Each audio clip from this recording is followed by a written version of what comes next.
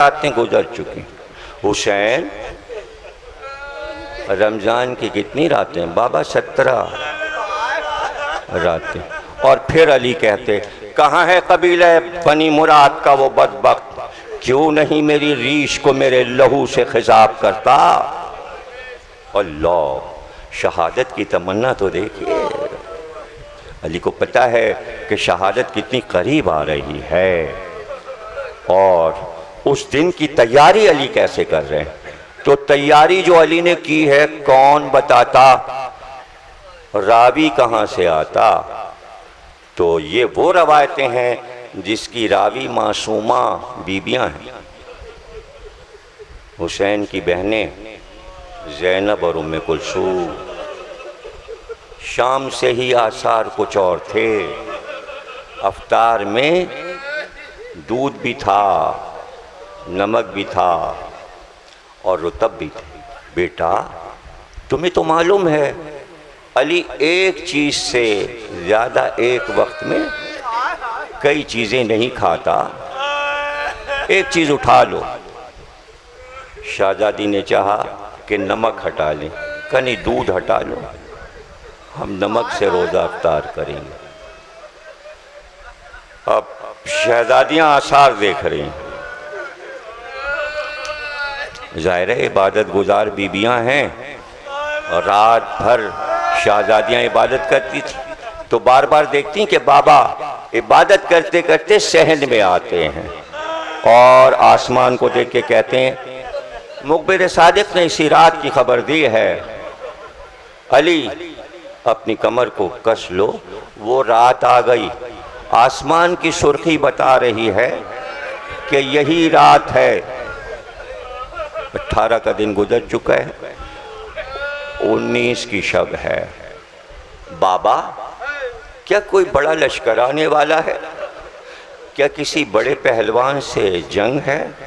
बेटा तुम्हें तो मालूम है बड़े बड़े लश्करों से अली नहीं डला, किसी पहलवान से उसको क्या खौफ हो सकता। बाबा फिर ये बार बार आप जो कलमात इजहार कर रहे हैं इसकी क्या वजह है।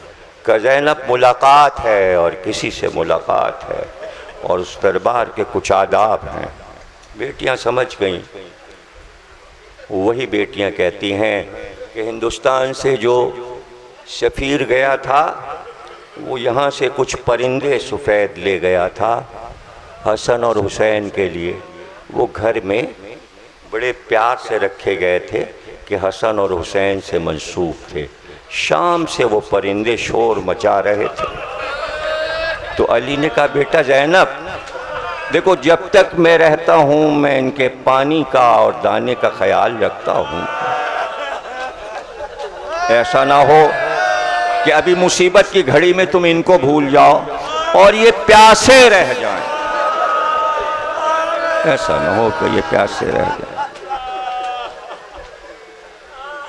और फिर शहजादी फरमाती हैं कि अभी रात आधी हुई थी कि अली सहन में आए और शायद मस्जिद में जाने का इरादा कर चुके थे। बेटियां दोनों अपने हुजरे से निकल आईं और उसी वक्त वो परिंदे दौड़ते हुए आए और सब अपनी मिनकारों से अली के अब्बा के दामन को पकड़कर घेर कर वो परिंदे खड़े हो गए।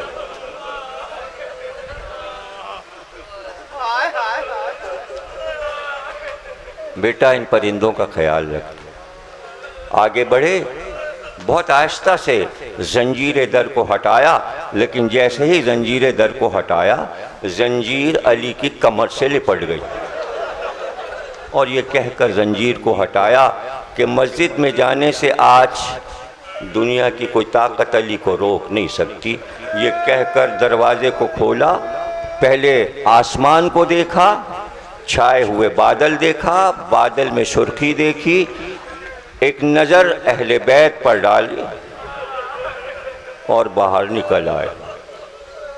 कल आप सुन चुके कि उसके बाद मस्जिद में क्या हुआ, वो तो आप सुन चुके कल की तकरीर में। अली घर में आए, ज़ाहिर के बादशाह हैं, बादशाह के लिए जुमला पहला याद रखिएगा, दो रुख हैं नबी और इमाम के, एक रूहानी एक मादी। मादी नुक्ते नज़र से तख्त पर हैं, रूहानी हुकूमत कायनात पर है, विलायत अर्श से फर्श तक है, बादशाहत अरब पर है। समझ गए ना जुमला। इसलिए हर रियाया का फर्द जो जिस शोबे का है वो अपना हक अदा करेगा। जर्राह बुलाया गया, बादशाह वक्त है, ज़रा देखो तो ज़ख्म कितना गहरा है। उस ज़माने का कायदा था कि बकरी की आंत सूखी हुई धागे की तरह होती थी, उससे ज़ख्म की गहराई का पता करते थे। जर्राह ने वो धागा ज़ख्म में डाला और उसे खींचा और मुड़कर कहा, हसन मुश्तबा, आपको पता है तलवार मग़ज़े सर तक पहुंच चुकी है।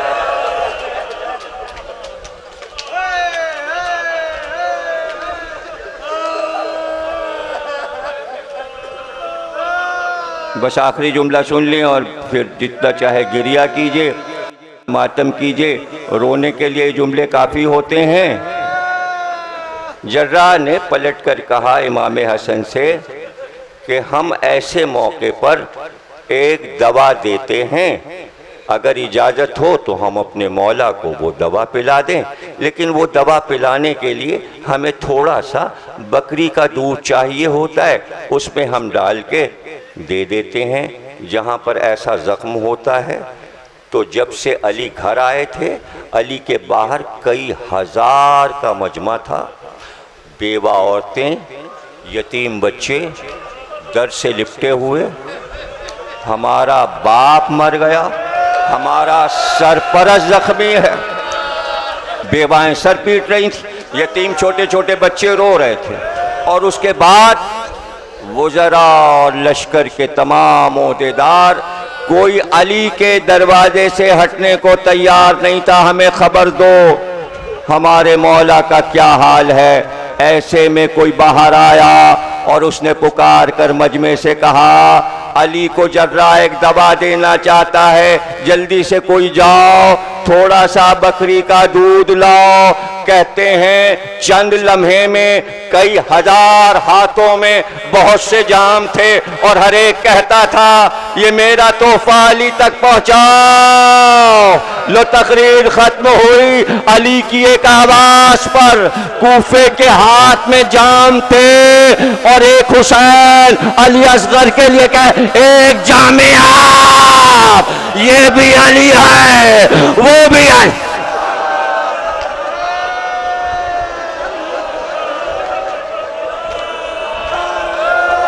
मातबे हुसैन।